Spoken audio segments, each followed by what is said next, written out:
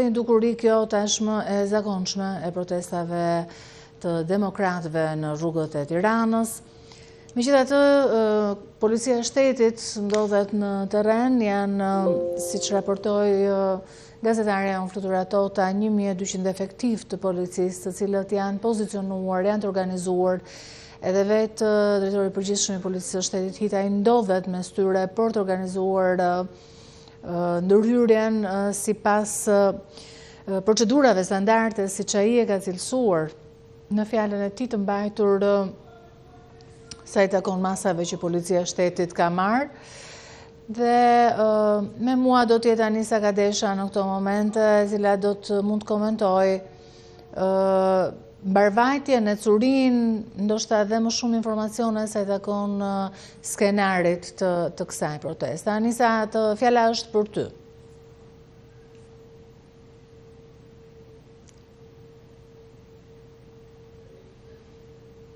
Anisa ndodhet ndërkohë në shesh.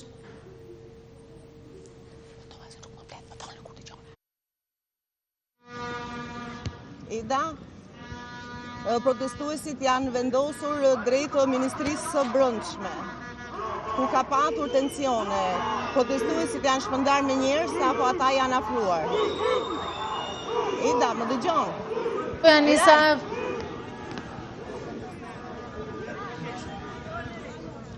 Ida. Anisa, të dëgjoj, fjala është për ty, nuk po ndërhy për të mos patur përplasjen e të thënave.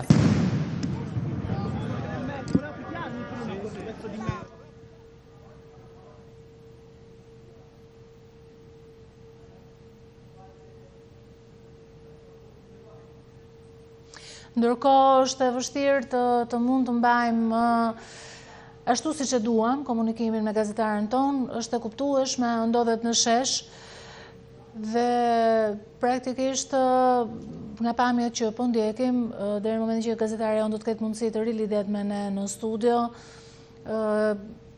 i kemi të përsëritur aktet e protestës të njohura tashmë demokratëve, hedhjet e mjeteve piroteknike, ndërhyrjen e policisë për të shuar e për të larguar protestuesit me ujin nga autobotet e ujit.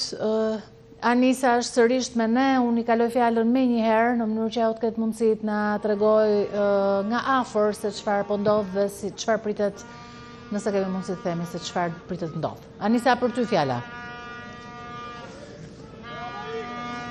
Atëre Ida, protestuesit u vendosën në orën 19:30 para selisë kryeministrisë, atje nuk pati fjalime, më pas protestuesit u nisën drejt Ministrisë së Brendshme.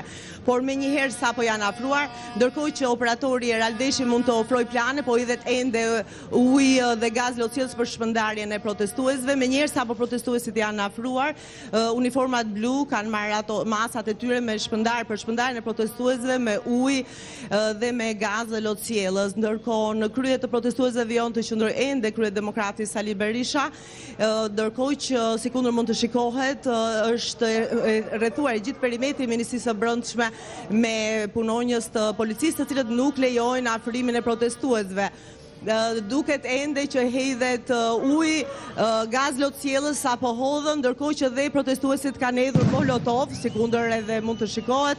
Pra kanë hedhur molotov, ndërkohë që vazhdon shpërndarja masat e policisë për shpërndarjen e protestuesve me ujë dhe gaz lotësielës. Nuk dihet ende se sa do të vazhdojë qëndresa e demokratëve këtu, ndërkohë që protesta e sotme parashikuar pa